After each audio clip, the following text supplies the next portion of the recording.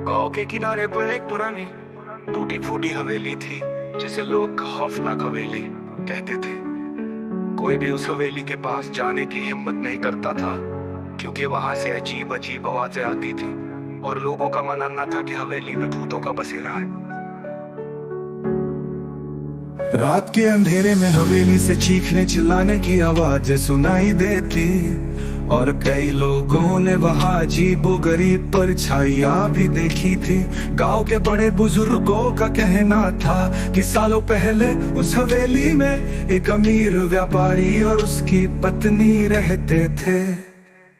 एक रात कुछ डाकुओं ने घर पर हमला कर दिया और दोनों की बेरहमी से हत्या कर दी। तब से हवेली वीरान पड़ी थी और वहां कोई नहीं रहता था। राहुल और उसके दोस्त उस कहानी पर विश्वास नहीं करते थे।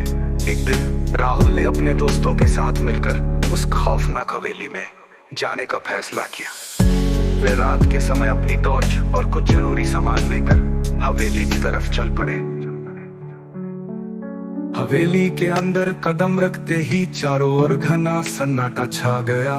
हवेली के अंदर का माहौल भयानक और ठंडा था। उनकी टॉर्च की रोशनी में धूल और मकड़ियों के जाल दिख रहे थे। अचानक एक दरवाजा खुद ब खुद बंद हो गया। सभी दोस्त डर गए पर राहुल ने उन्हें समझाया कि यह हवा का असर हो सकता है। थोड़ा और अंदर जाते ही उन्हें एक बड़ी सी पेंटिंग दिखी जिसमें वही व्यापारी और उसकी पत्नी थे। तभी हवा का एक ठंडा झोंका आया और पेंटिंग से खून की बूंदें टपकने लगी। सबके दिल की धड़कनें तेज हो गई। वे भागने ही वाले थे कि अचानक हवेली के गलियारे में किसी के पैरों की आवाज आने लगी। आवाज धीरे धीरे उनके पास आ रही थी। राहुल ने डरते हुए पलट कर देखा तो उसे एक धुंधली परछाई दिखी जो धीरे धीरे स्पष्ट होती जा रही थी। वो एक महिला थी जिसके चेहरे पर खून के निशान थे और उसकी आंखें लाल जल रही थी। उसने एक दर्दनाक आवाज में कहा, क्यों आए हो यहाँ? क्या तुम्हें भी अपनी जान से प्यार नहीं? सभी दोस्त चीखते हुए भागने लगे लेकिन दरवाजे अचानक बंद हो गए। हवेली का सारा फर्नीचर खुद ब खुद हिलने लगा।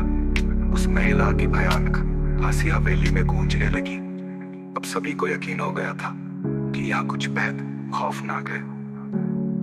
आखिरकार राहुल ने हिम्मत करके उस औरत से पूछा, तुम्हें क्या चाहिए? औरत ने धीरे से कहा, इंसाफ, मेरे हत्यारों का इंसाफ। इसके बाद हवेली का माहौल कुछ शांत हुआ और वो औरत धीरे धीरे गायब हो गई।